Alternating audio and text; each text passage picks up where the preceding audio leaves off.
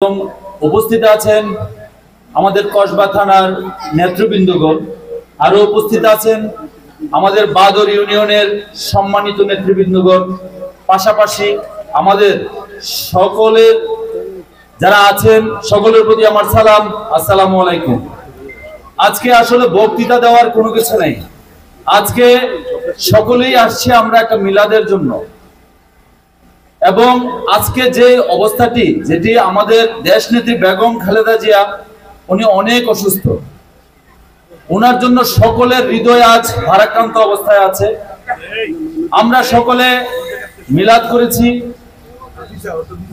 এবং আজকে মনে করতে চাই শহীদ প্রেসিডেন্ট জিয়াউর রহমানকে, যিনি আজকে আমাদের মাঝে নেই।